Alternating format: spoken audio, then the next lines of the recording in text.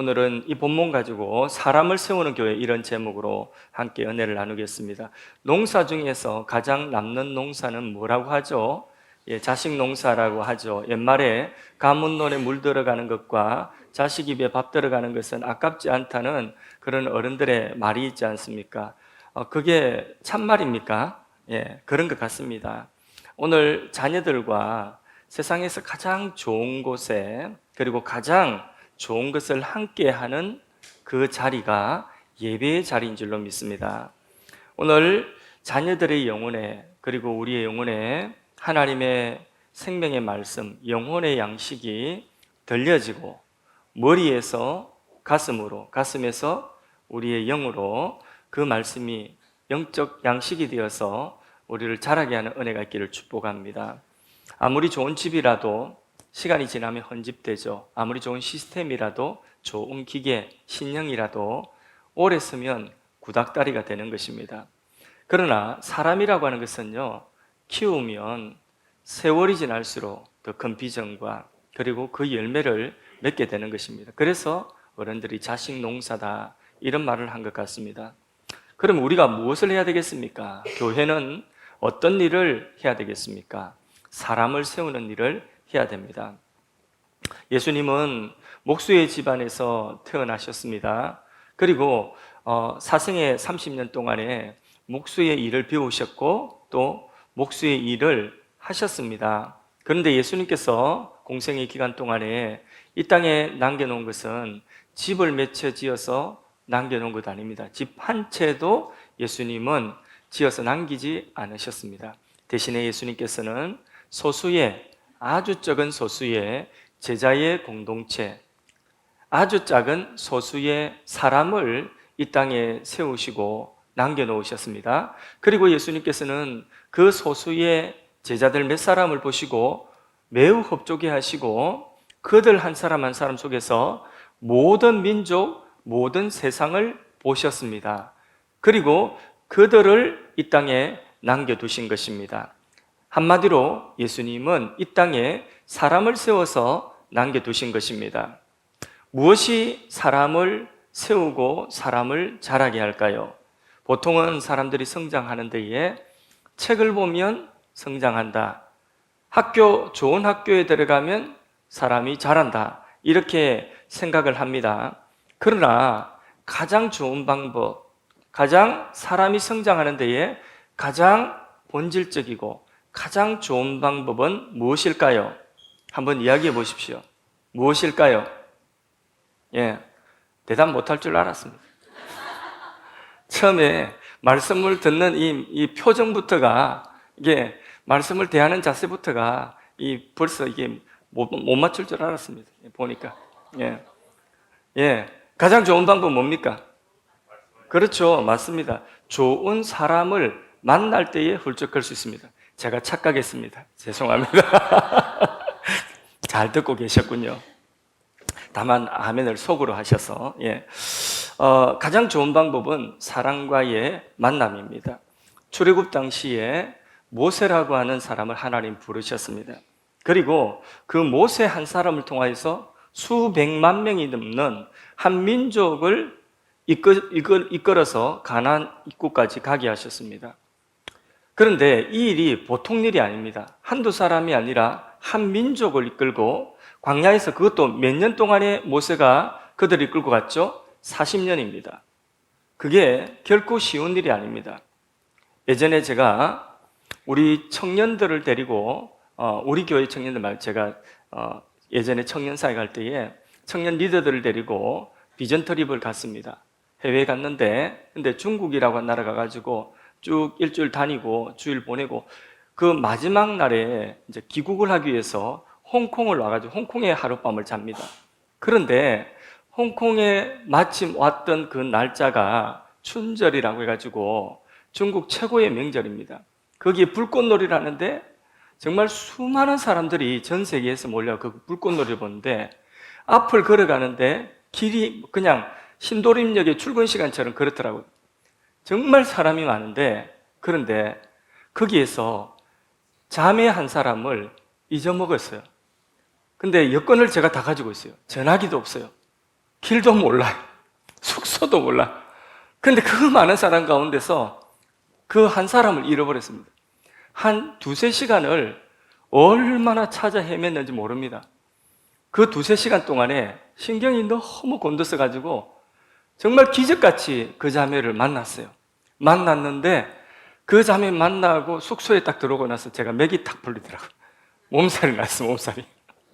그 두세 시간 동안에 얼마나 신경이 곤두섰으면, 제가 만일에 우리 성도님들 모두를 데리고, 다 성인인데 우리 성도님들 모두를 데리고 어딘가 비전 트립을 일주일 동안에 인솔해서 다녀왔다, 갔다 오면 저는 아마 몸살 날 것입니다. 여러분들이 물론 질서성연하게 모든 것을 잘 해주셔도 저는 몸살 납니다. 그게 사람을 인솔한다는 책임감이고 부담감이거든요.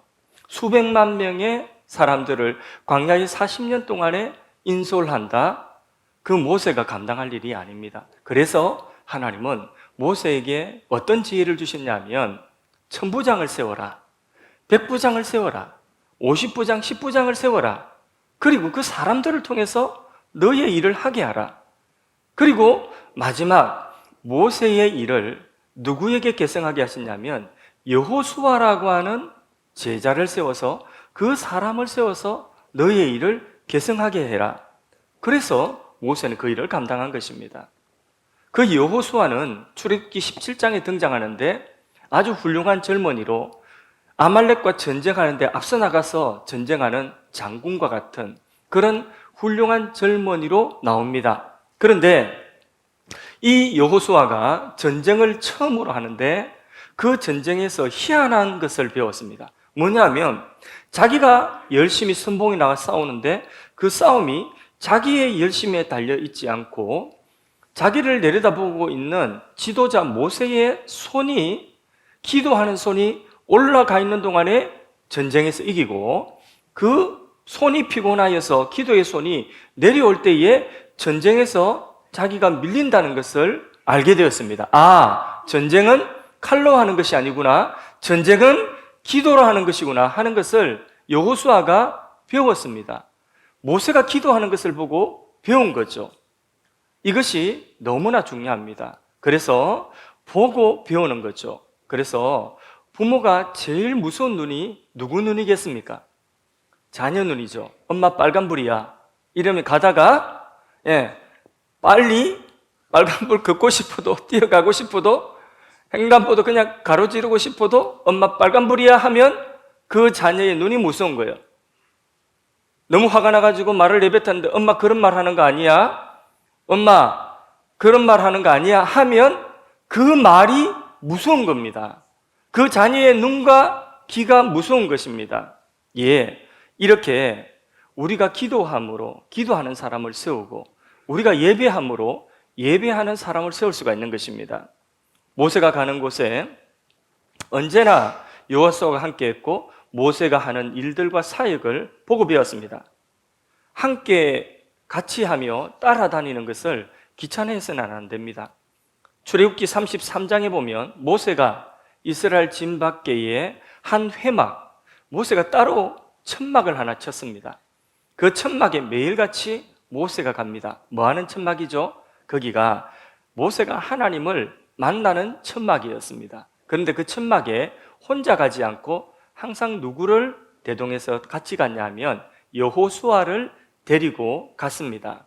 그리고 하나님을 만나고 모세가 해가 질 무렵 그 천막을 떠나올 때에 참 놀라운 사실은 거기에 여호수아가 그 천막에 남아 있었습니다. 이건 무슨 말을 하는 거죠? 여호수아가 모세만 바라보고 있지 말라는 거죠. 모세가 하나님을 만나는 것을 여호수아가 보고, 아, 하나님을 만나는 그 자리에 나도 하나님을 만나고, 그리고 모세가 떠나 나오면 그 자리에서 여호수아는 하나님을 만나는 것입니다.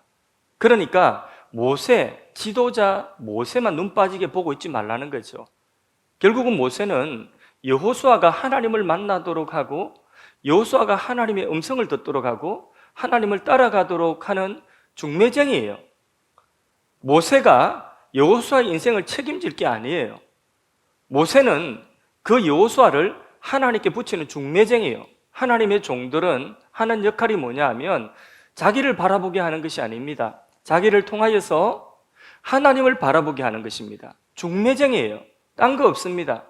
울고 있는 성도가 있으면 힘내세요, 울지 마세요 하고 주님을 바라보세요 하고 주님께 연결시키는 중매쟁입니다. 아픈 사람이 있으면 가서 위에서 기도해 주지만은 그 아픈 사람에게 병을 치료하실 분은 주님이십니다 하고 주님 바라보세요 하고 주님께 넘겨드리는 것입니다.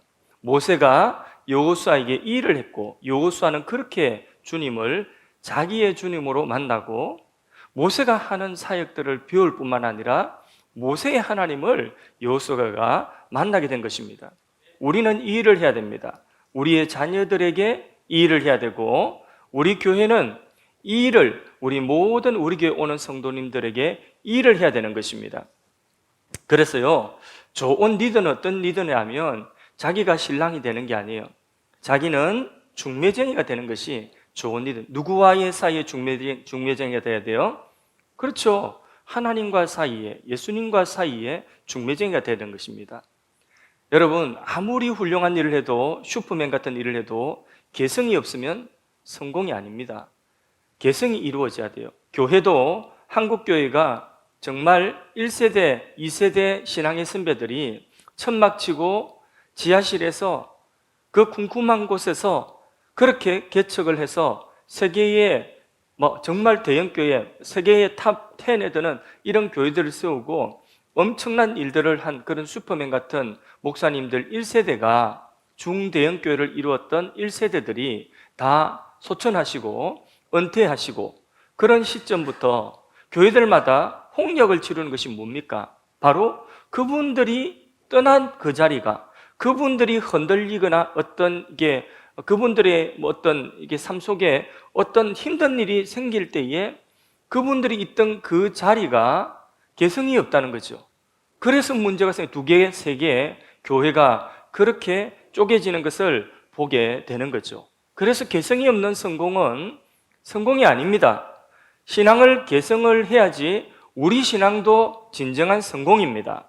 나만 잘 믿고 내가 근사 장로 되고 목사가 되고 그걸로 끝난다면 나의 신앙은 반쪽짜리입니다. 내 신앙이 바른 신앙이 되려고 하면 내 신앙이 개성되어져야지 그게 바른 신앙이고 온전한 신앙인 줄로 믿습니다.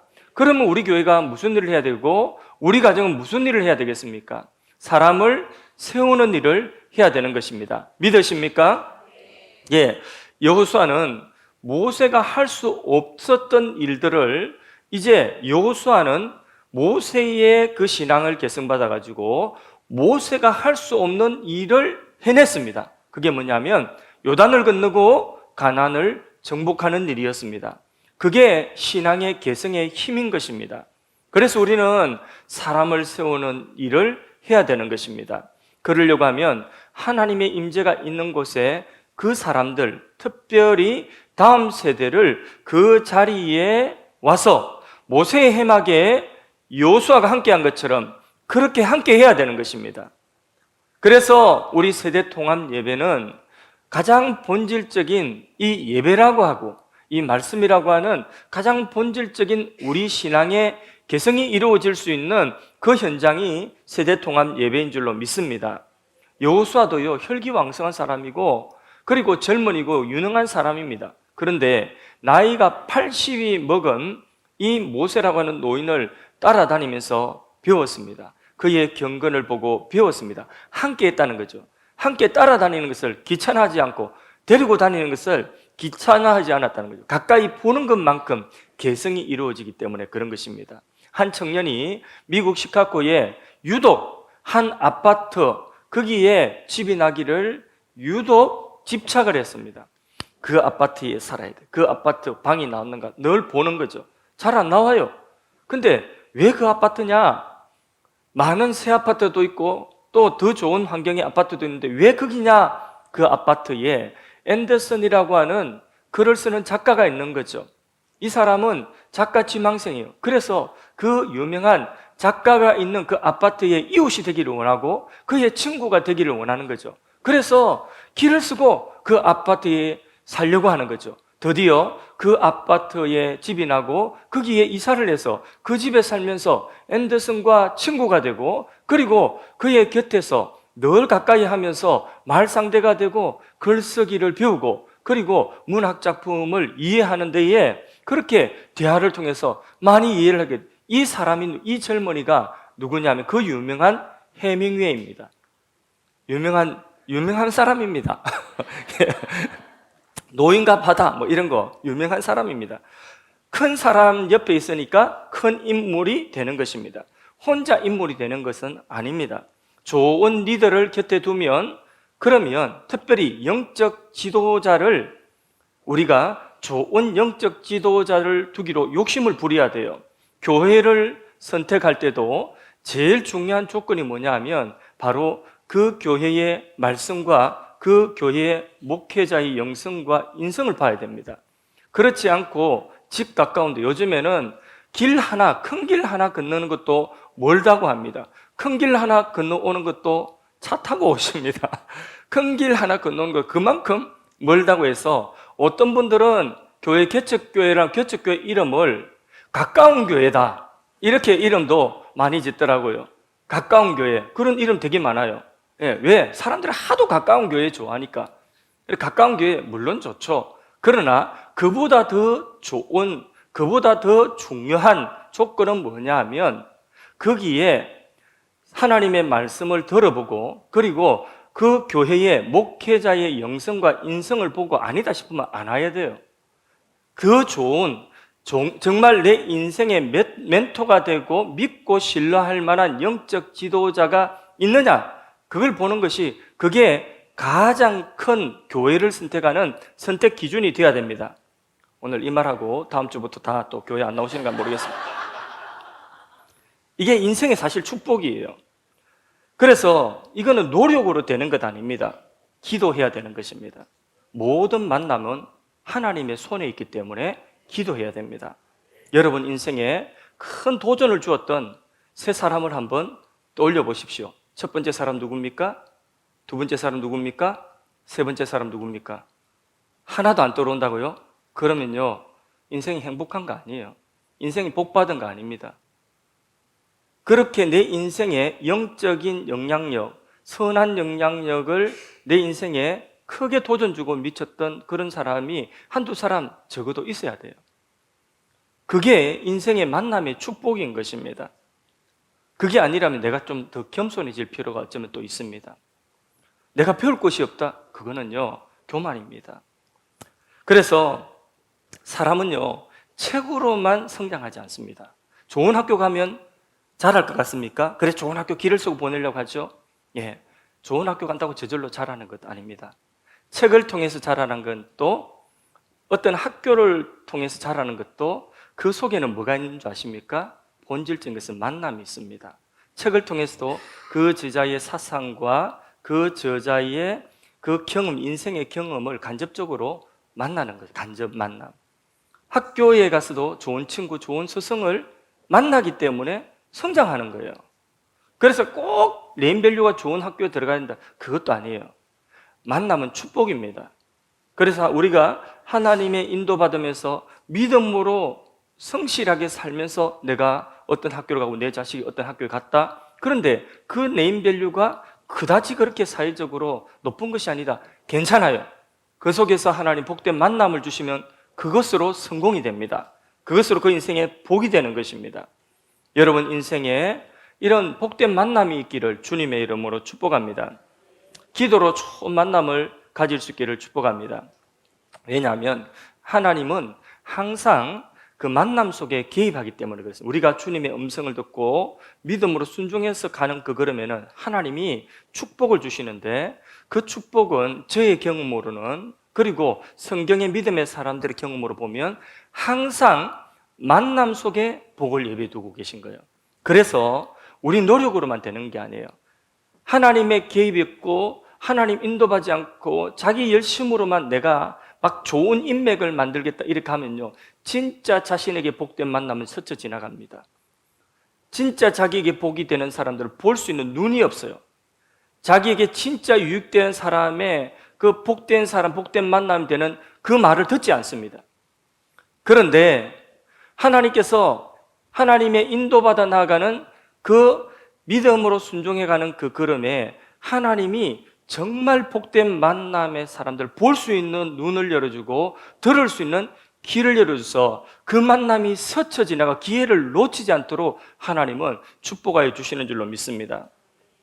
성경 말씀에 엘리야가 또 나오죠. 엘리야가 엘리사를 기름 부어서 자신의 후계자로 그렇게 삼죠. 그때에 그 엘리사를 부르는 장면을 한번 보세요. 그 장면을 보면 엘리사가 그 12결이가 되는 소 24마리를 가지고 밭을 경작하고 있어요. 이거는 고대에 엄청난 부자라는 거예요. 엄청 부잣집입니다. 그런데 선지자가 부를 때에 그런데 이 모든 것들을 이 엘리사는 다 내려두고 그리고는 곧바로 엘리야를 따랐습니다. 참 놀랍지 않습니까? 그의 아버지도 대단합니다. 선지자가 자기 아들을 부를 때에 너무나 기뻐서 내 아들이 영적 거장이 제자가 된다니 얼마나 좋으냐 이러면서 한결이 2마리의 소를 잡아가지고 잔치를 합니다. 여러분 같으면 여러분의 아주 생업을 이어받을 수 있고 그리고 정말 기대가 되어지는 그동안 잘 길러서 그렇게 준비된 그런 아들을 제가 불러가지고 선교사로 보낸다고 하면 기뻐하시겠습니까? 예. 감사합니다. 기억하겠습니다. 빨리 보내고 싶은가 봐요. 엘리사는 부잣집 아들이라도 엘리야의 거룩한 이 초청에 자신의 모든 것을 다 걸었습니다. 어떤 분야든지 인물이 되려고 하면 반드시 거쳐야 되는 코스가 있습니다. 그 코스가 뭔지 아십니까? 종의 코스예요. 엘리사도 부잣집 자녀였지만은 어떤 코스를 거쳤냐? 이 종의 코스를 거쳤어요. 그래서 성경에 보면 엘리사를 뭐라고 표현했냐면 엘리야의 사환이라고 표시했어요. 아까 여호수아는 모세의 뭐라고 표현했죠? 모세의 시종, 몸종이라는. 그럼 시종, 사환 이런 사람들은 중요한 일을 하는 겁니까? 시시한 일을 하는 거예요. 시시한 일을 하는 그게 바로 시종이고 사환입니다. 이런 부잣집 자제가 이렇게 큰 생업을 운영하던 사람이 시종이 되는 거죠. 사환이 되는 거죠. 그렇습니다. 성경에 보세요. 요셉 하나님 앞에 쓰임받았죠? 크게 쓰임받았죠. 요셉이 14년 동안에 뭐 했죠? 종살이 했어요. 맞지 않습니까? 야곱, 이스라엘 민족의 조상이 되었죠. 외삼촌 라반의 집에서 얼마나 고생하면서 종살이 했죠. 다 종살이 하는 거예요. 다윗, 종살이 했어요. 그렇게 믿음의 사람들은요, 하나님 앞에 크게 쓰임받은 사람들은 코스가 있어요. 그 코스가 뭐냐면 사환의 코스, 시종의 코스. 다시 말해서 종의 훈련을 받아야 되는 것입니다. 겸손하고 윗사람을 존중하고 그리고 권위에 순종하고 그 권위에게서 배우는 시간, 그게 종의 시간이에요. 근데 그 종의 시간은 또 다른 시간이에요. 자기를 부인하는 시간이에요. 자기가 부인되지 않으면 절대로 종의 시간을 견뎌낼 수가 없는 것입니다. 왜 나에게 스승이 없냐? 왜 나에게는 훌륭한 멘토가 없냐? 말씀드리겠습니다. 종이 하는 일을 싫어해서 그 일을 피했기 때문입니다. 그 일을 피했기 때문에 내게 큰 스승이나 내게 정말 내 인생에 유익되는 리더를 만나지 못한 것입니다. 큰 일을 한다면 사람들이 몰려듭니다. 가치 있고 명분이 있는 일들에 사람들이 몰려듭니다. 그런데 시시한 일을 하고 종이 되는 일을 하는데 관심이 없습니다. 큰 일을 하고 얼굴을 드러내는 데는 사람들이 많이 나타나 보입니다. 그런데 시시한 일을 하는 데는 따라다니려고 하지 않는, 그래서 좁은 문이라는 거죠. 그런데 그럴 때에 진짜 인생에 성장하게 되고 또 거기에 복된 만남을 가지게 되는 것입니다. 우리 마음 너무 높은 곳에 처음부터 두지 마세요. 작다고 무시하지 마세요. 교회도 그렇습니다. 작은 교회라고 무시하면 안 됩니다. 위대한 일은 작은 데서부터 시작되는 것입니다. 그래서 배울 것이 없다, 그 교만한 것입니다. 왜 배울 것이 없어요? 그 마음을 고쳐 먹어야 됩니다. 성도들끼리도 배웁니다. 서로 사랑하라. 서로 배우고 사랑으로 섬기면서 서로에게 배우는 것입니다. 큰 사랑을 찾으려고 여기저기 뛰어다니지 마십시오. 우리가 있는 공동체 안에서 이곳에서 서로 사랑하라. 내가 너희에게 새 계명을 주노니, 오늘 본문에 서로 사랑하라. 서로 사랑하고 섬기면서 배우는 것입니다. 거기서 뭐가 되느냐? 종이 되는 훈련을 하는 거예요. 거기에서 종이 되어서 자기를 부인할 때에, 그때에 자기의 인생에 성장이 있고 그 만남 속에 하나님 만남이 축복이 되도록 하시는 것입니다. 그게 하나님이 사람을 세우고 사람을 성장시키는 원리입니다. 성경의 원리입니다. 여기서 어긋나는 것은 거의 없습니다. 하나님 쓰시는 인물이 되려면 반드시 무슨 시간이 필요하다고요? 종의 시간. 종의 시간은 뭐가 부인되는 시간이요? 자기가 부인되는 시간이에요. 엘리사도 자기가 부인되어져야 종이 될 수가 있는 거예요.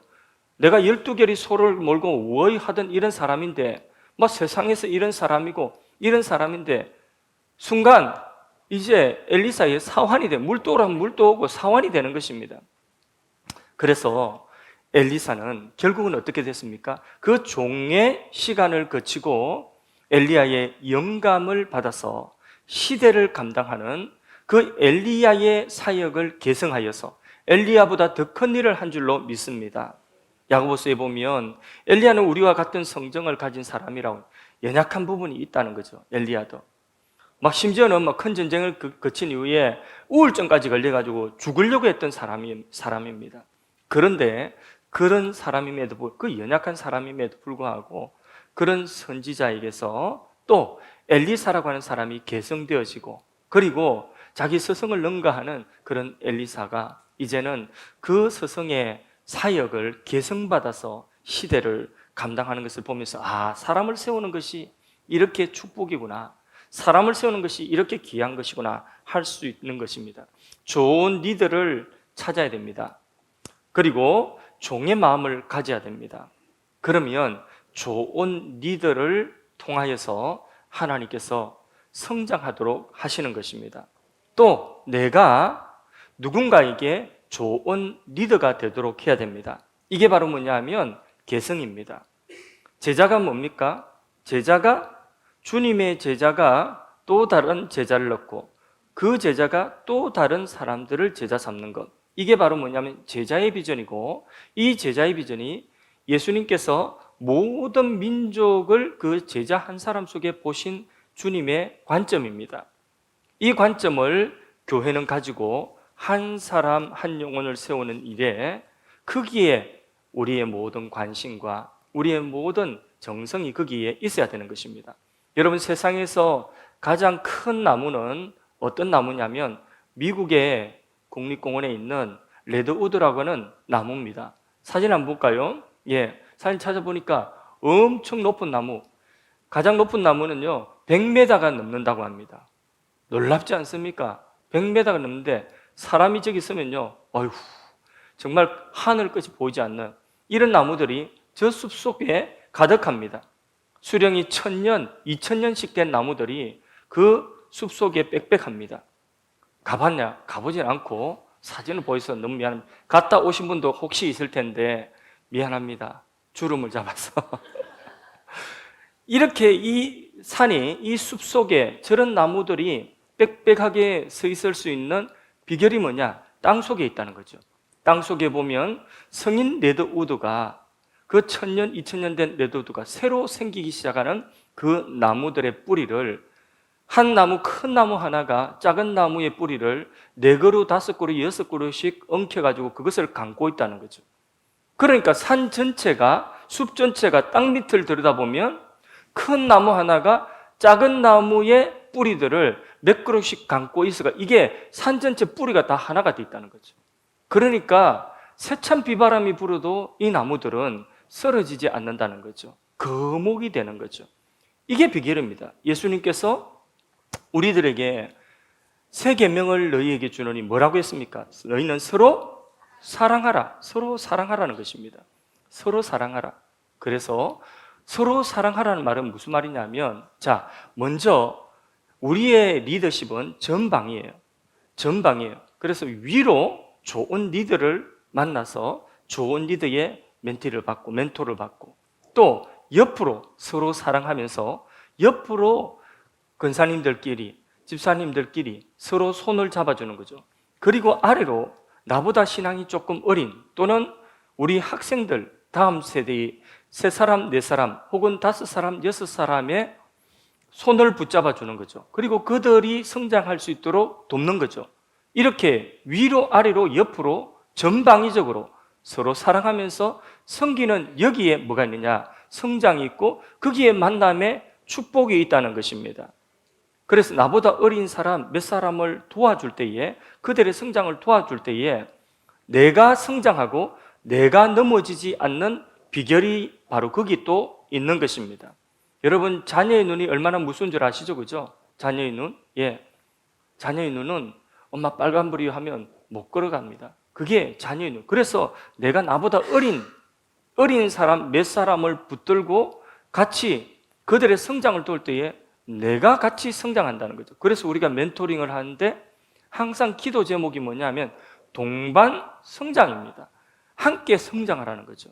내가 가르쳐서 저 사람을 성장시킨다, 그게 아니에요. 내가 붙들고 섬길 때에 나도 함께 성장하는 거예요. 그게 올바른 것입니다. 우리가 세대 통합 예배를 드립니다. 비전 스쿨을 우리가 준비하고 있습니다. 이런 것들은 다 뭐냐면 신앙의 계승이에요. 아래로 우리 다음 세대 몇몇 사람들을 우리가 그들의 뿌리를 끌어안는 거예요. 끌어안고 그들을 자라도록 하는 거죠. 신앙의 계승. 내가 죽었을 때에 만사를 제껴놓고 미국에서도, 일본에서도, 중국에서도 여러 나라에 흩어져 있던 사람들이 비행기를 타고 급하게 와서 나의 관짝을 들어주며 눈물을 흘려줄 수 있는 그런 사람이 된다면 나는 행복한 사람이에요. 죽은 나를 위해서 흘려주는 눈물의 양만큼, 그것만큼 그 눈물의 양은 내가 살 동안 다른 일을 위해서 흘려준 눈물의 양이라는 그런 말이 있습니다. 맞는 것 같습니다. 그렇게 철이 철을 날카롭게 하는, 사람이 사람을, 친구가 친구를 날카롭게 하는 것입니다. 오늘 말씀했습니다. 3계명을 너희에게 주노니 너희가 서로 사랑하라. 만나면 신나는 사람이 있습니다. 만나면 도전이 된 사람이 있습니다.